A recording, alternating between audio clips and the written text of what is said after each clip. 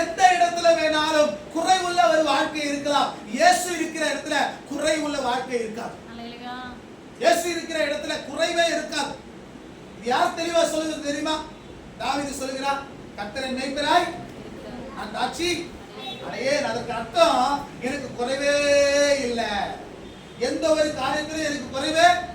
இயேசுவுக்கு முன்னே கணக்கு கொடுத்து இயேசுவையே உங்க முக நோக்கி பார்க்குமானால் உங்க வாழ்க்கையில குறைவில்லாமல் நடத்துவார். இந்த இடத்துல எழுதப்பட்டிருக்குது, ஒரு குறைவு உண்டாச்சு. நிறைவா இருக்க வேண்டிய இடத்துல கல்யாணம் என்று சொல்லும் போது அங்க எல்லாம் நிறைவா இருக்கும். நீங்க ஆகாரம் பொறுக்கி புசிக்கிற இடத்துல பாருங்க, அளவா சமைப்பாங்களா? இல்ல, நிறைய சமைப்பாங்க. சமையல் எல்லாம் சின்ன ஒரு குண்டான்ல சமைப்பாங்களா? இல்ல, பெரிய பெரிய பாத்திரத்துல சமைப்பாங்க. அப்போ சாப்பாட்டுல நிறைவு.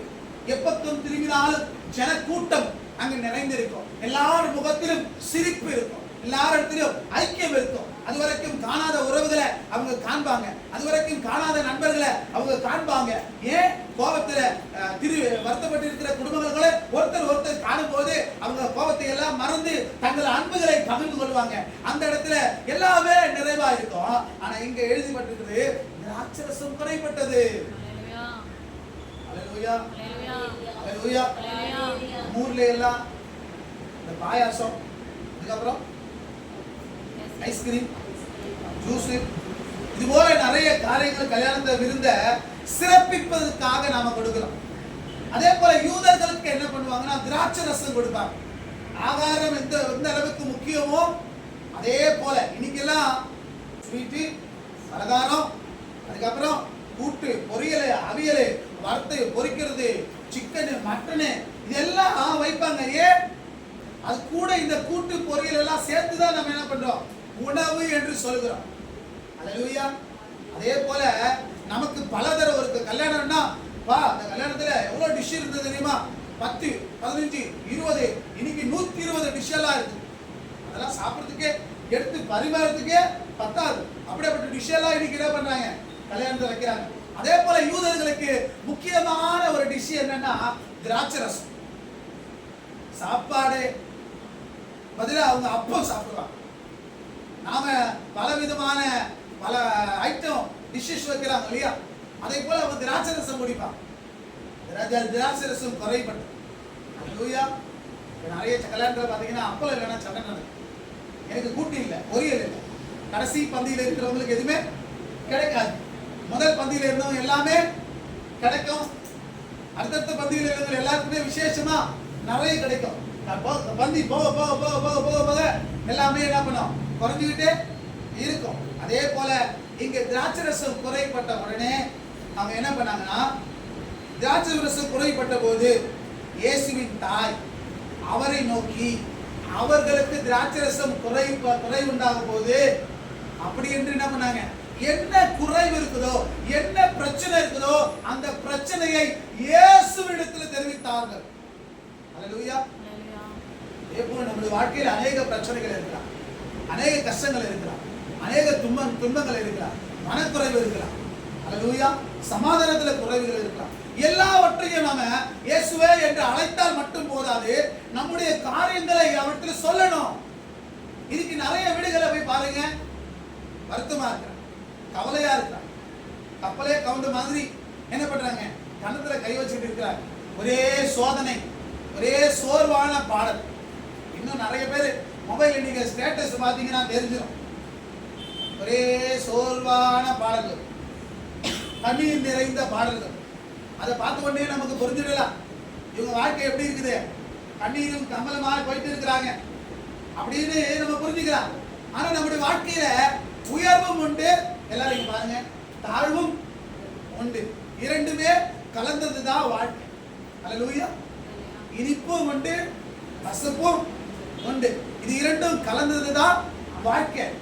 ஆனா இந்த வருத்தமான காரியங்கள், சங்கடமான காரியங்கள், பிரச்சனை நிறைந்த காரியங்கள் நம்முடைய வாழ்க்கையில நடக்கும்போது நாம என்ன செய்ய வேண்டும்? பிலிப்பியர் 4ஆம் அதிகாரத்தில் வாசிக்கும் போது, நீங்க ஒன்றுக்கும் கவலைப்படாமல் உங்கள் விண்ணப்பத்தோடும் வேண்டுதலோடும் ஜெபத்தில் ஆண்டவரத்தில் ஸ்தோத்திரத்தோடு என்ன பண்ணுங்க? தெரியப்படுத்துங்க. வாசிங்களா? பிலிப்பியர் 4ஆம் அதிகாரம் 6வது வசனம் வாசிங்க. பிலிப்பியர் நீங்கள் ஒன்றுக்கும் கவலைப்படாமல் எல்லாவற்றையும் குறித்து உங்கள் விண்ணப்பங்களை ஸ்தோத்திரத்தோடு கூடிய ஜெபத்தினாலும் வேண்டுதலினாலும் பாருங்க, நம்முடைய வாழ்க்கையில இந்த காணானூர் கல்யாணத்துல குறைபட்டது போல அநேக காரியங்கள் குறைவு உண்டு. ஆனா ஒருத்தருக்கு ஒருத்தர் நம்ம குற்றம் சொல்லுகிறோம். இந்த குறைவுக்கு நீங்க தான் காரணம், இந்த பிரச்சனைக்கு நீங்க தான் காரணம் என்று கணவன் மனைவியையோ, மனைவி கணவனையோ, பெற்றோர் பிள்ளையோ, பிள்ளைகள் பெற்றோரையோ அல்லது உறவுகளையோ, நண்பர்களையோ அல்லது தேசத்தாரையோ நாம் குறை சொல்லிக் கொண்டிருக்கிறோம். ஒரு பக்கம் பிரச்சனை வந்தா மக்கள் குறை சொல்லிக்கிட்டு இருக்கிறார், இன்னொரு பக்கம் பிரச்சனை வந்தா கவலைப்பட்டுக்கிட்டு இருக்கிறார், இன்னொரு பக்கம் பிரச்சனை வந்தா புலம்பிக்கிட்டு இருக்கிறார், இன்னொரு பக்கம் பிரச்சனை வந்தா அழுதுகிட்டு இருக்கிறாங்க. ஆனா இதுல விசுவாசிக்கிற ஒரு தேவ பிள்ளையே, நீங்களும் நானும் என்ன செய்ய வேண்டும்? நீங்கள் மற்றவர்களை குறை சொல்லிக் கொண்டிருக்க போகிறாயா? அல்லது சிலர் இருக்கிறாங்க, நான் தான் இந்த பிரச்சனைக்கெல்லாம் காரணம், தன்னையே குற்றப்படுத்திக் கொண்டு இனி நான் வாழ்வதற்கு தகுதி அல்ல, மரித்தால் கொல்லாம் என்று மரணத்தை நோக்கி போய்க் கொண்டிருக்கிறார்கள். அநேகர் தற்கொலை செய்து மரித்தும் இருக்கிறார்கள். அல்லேலூயா. அப்படி நீங்கள் உங்களையே குறை சொல்லிக் கொண்டு மரணத்திற்கு நேராய் போக போகிறீர்களா? அல்லது மற்றவர்களை குறை சொல்லிக் கொண்டு பகையை உண்டாக்க போகிறீர்களா? அல்லது கவலைப்பட்டு வருத்தப்பட்டு அழுது கொண்டு இருக்க போகிறீர்களா? அல்லேலூயா, அல்லேலூயா. ஆனா இங்கு இயேசுவை அழைத்தவர்கள், இயேசு யார் என்று தெரிந்தவர்கள், இயேசுவை விசுவாசிக்கிறவர்கள், மரியா நேரா இயேசுவிடத்துல போய் இந்த சூழ்நிலையில இந்த பிரச்சனையை மாற்ற முடியுமானால் அது ஒருவரால தான் முடியும் என்று நல்லது போல அறிந்த ஒரு மரியா நேரா இயேசுவிடத்துல போய், இயேசுவே, இங்கு திராட்சரசம் குறைவுபட்டுள்ளது, ஏதாவது நீங்க செய்யுங்க. அவர் சொல்லுகிறாரே, நான் விசுவாசிக்கிறவர் இன்னார் என்று அறிந்திருக்கிறேன். தேவ பிள்ளையே, நீ ஜெபிக்காததுக்கு காரணம் காரணம் உன் தேவன் யார் என்று உனக்கு தெரியல. நீ சபைக்கு வராதது காரணம் உன் கர்த்தர் யார் என்று உனக்கு தெரியல. நீ ஆராதிக்காத காரணம் உன் ஆண்டவர் யார் என்று தெரியல. அவர் யார் என்று, நம்மிடத்தில் இருப்பவர் யார் என்று, நாம் அழைத்த இயேசு எப்படியாப்பட்டவர் என்பதை அறிந்தால் உன்னாலே ஜெபிக்காமல் இருக்க முடியாது. இந்த செய்தி கேட்டவங்களை யாவரையும் கர்த்தர் ஆசீர்வதிப்பாராக. May God bless you.